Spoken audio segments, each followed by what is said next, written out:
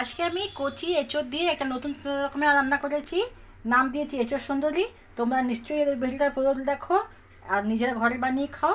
আশা করি খুবই ভালো লাগবে। চলো শুরু করি আজকে আমার রেসিপি এঁচোড় সুন্দরী।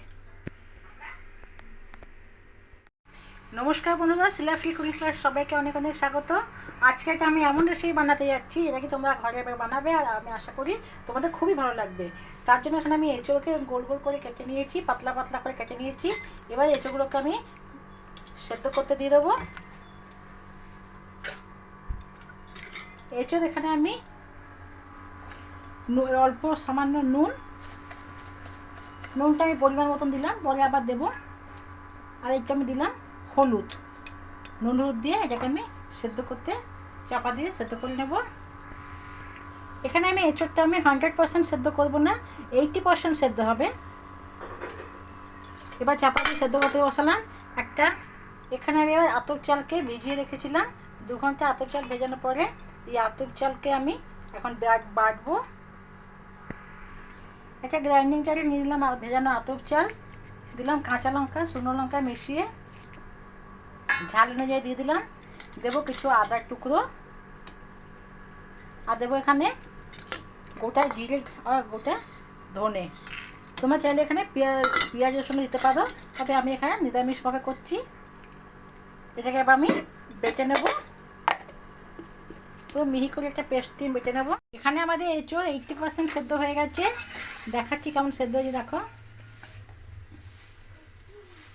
এই দেখো, গোটা থাকবে কিন্তু একটু এরকম গরম আছে প্রচণ্ড। এই দেখো, একটুখানি খুঁতিটা চাপা যাবে, মানে এটা হয়ে গেছে, 80% সেদ্ধ হয়েছে। এরপর আমি এই যে বেটে রেখেছি চালটা, এই চালের গুঁড়োর সঙ্গে সব রকম মশলা দিয়েছি। এতে খালি আমি পাতলা, এরকম পাতলাটা হবে, দেখে নাও এরকম পাতলা হবে। এবার এতে আমি অল্প নুন মেশাবো।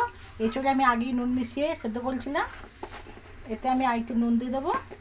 আর এঁচোড়টা আমি বলে রাখি, ভুলে গেছিলাম বলতে, এঁচোড়টা যতটা হবে নরম, কচি এঁচোড়, কচি এঁচোড়ে এটা ভালো খেতে লাগবে। মঞ্জি হয়ে গেলে কিন্তু খেতে একদমই এটা ভালো লাগবে না।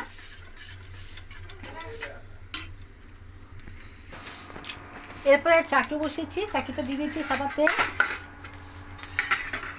আর এই যে এঁচোড় সেদ্ধগুলো নিয়ে এরকম চালের যে বাটাটা বেটেছিলাম মিশ্রণটা, ওই চালের মিশ্রণে দিয়ে এরকম ডুবিয়ে ডুবে হালকা পুরো পাতলা করে করেছি, মানে উপরে একটু ক্রিস্পি ক্রিস্পি লাগে খেতে, ভেতরটা নরম নরম লাগে।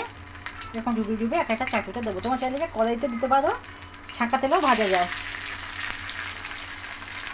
আমি এখানে অল্প তেলে চাটুতে আমি ভাজছি।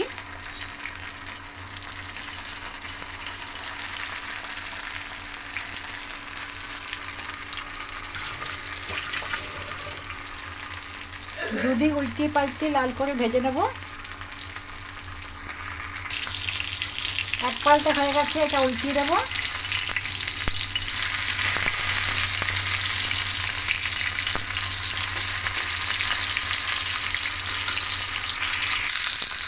দেখো এপিট ওপিট ভালো করে দুপিট করে লাল লাল করে ভেজে নিয়েছি। আর ভাজার পরে এঁচোড়টা দেখতে কতটাই সুন্দর হয়েছে। এর জন্য এর নাম আমি দিয়েছি এঁচোড় সুন্দরী। তোমরা কে কী নামে জানো অবশ্যই এটা আমাকে কমেন্ট করে জানাবে। আর যে ভালোবাসে এঁচোড় সে তো খাবেই, যে ভালো না বাসে তাকেও একবার করে দেবে, দেখবে চেটে ফুটে এক থালা ভাত ডালের সাথে, গরম ডাল আর এই ভাজার সাথে উঠে যাবে। দারুণ লাগে খেতে। তোমরা ঘরে অবশ্যই একবার বানিয়ে দেখো। আমি সাদাতে বানিয়েছি, নিরামিষে বানিয়েছি।